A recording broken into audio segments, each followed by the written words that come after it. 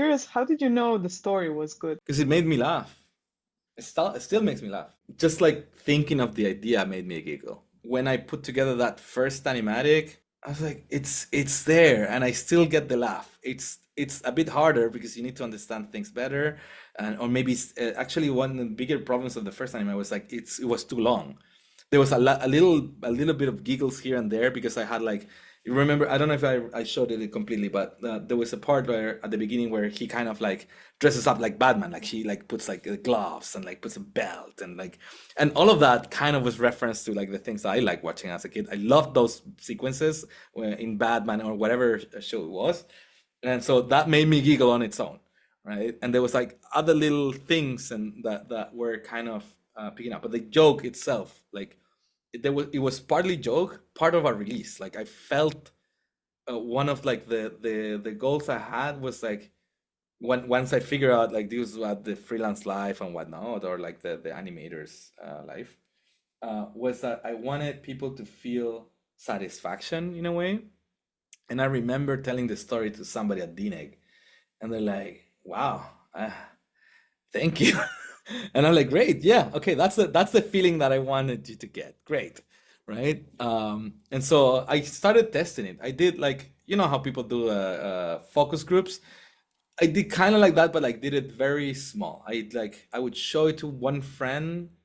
For instance, here in my apartment, that door is my bedroom, and beyond there's a bathroom. And so I would seat somebody here in my couch.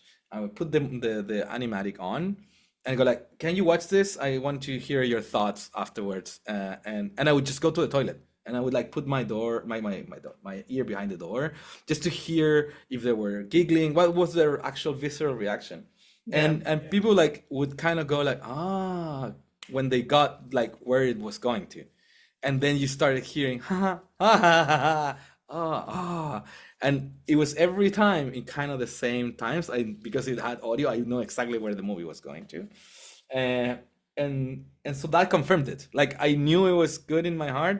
I just needed to confirm that it was good, and well, I did that a couple of times. I got I tried to focus not on the notes that they gave me, but in the feelings that I could get that they were feeling with it.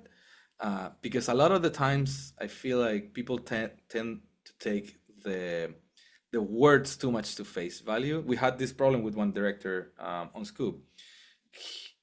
He showed us a cut of the film, and the film was an hour and a half, exactly an hour and a half.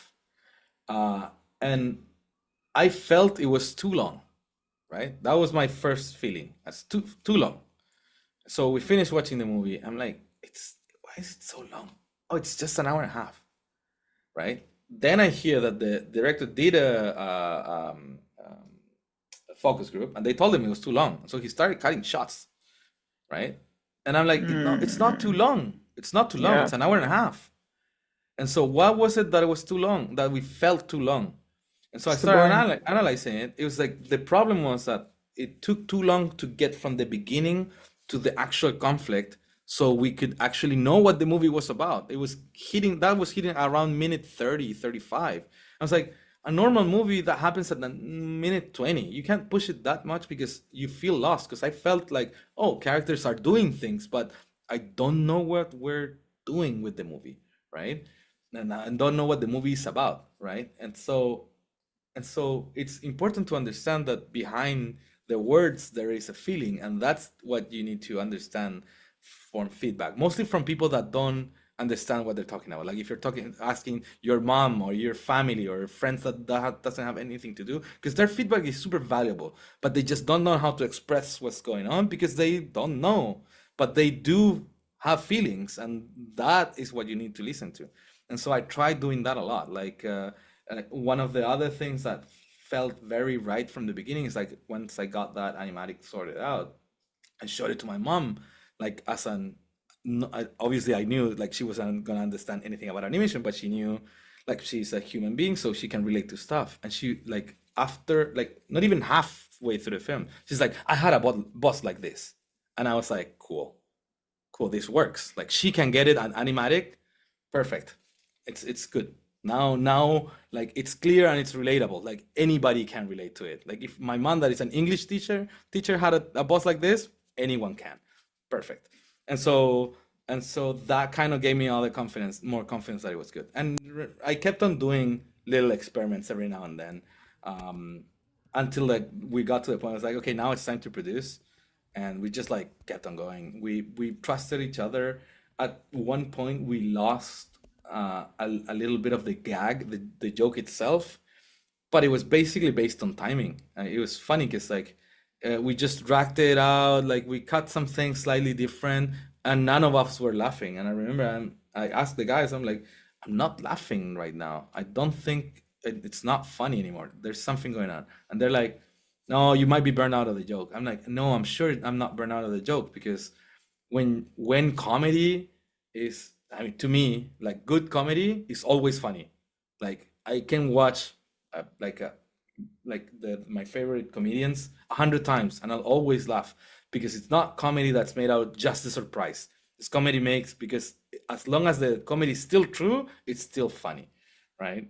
And I was like, it doesn't feel funny, and I think it's not related to it being burned.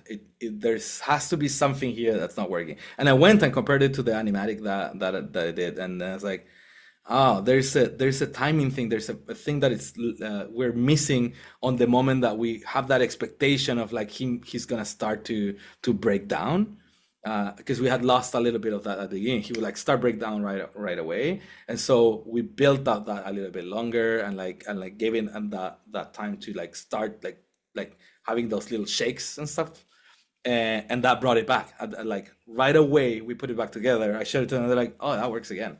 So yeah, this it's hard to know exactly when something is good or not, but I guess you have to trust yourself and trust the people around you. Yeah, but that's such a good advice. Like the comedy always works. I never thought about it like that because you hear a lot of directors and animators who do say exactly that. Like you heard it too many times, it must be old already. But you're right. Like it does always work. You don't always laugh out loud, but it does give you a chuckle.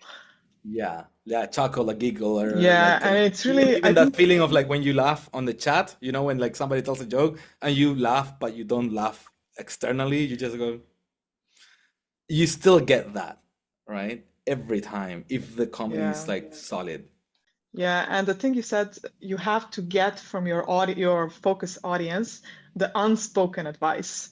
And you need to have that gut feeling from years of experience in animation industry to be able to recognize what are they saying, but not with their words, but with their eye movement. Like I remember whenever I'm showing to my husband the new short I'm making, I'm not watching the short, I'm just watching his face. Like what are his eye movement? When is he like losing focus a bit? Like when is he like gasping, or he's like bored, or like all those little so subtle details, almost like you're FBI profiler and trying to figure out what does the person say with their body language.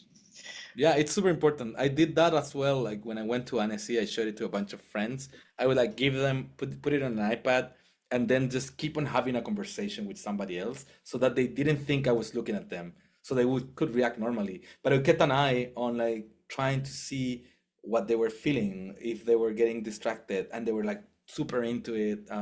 And they would quickly go through all of the stages and that was great. That was a really good test.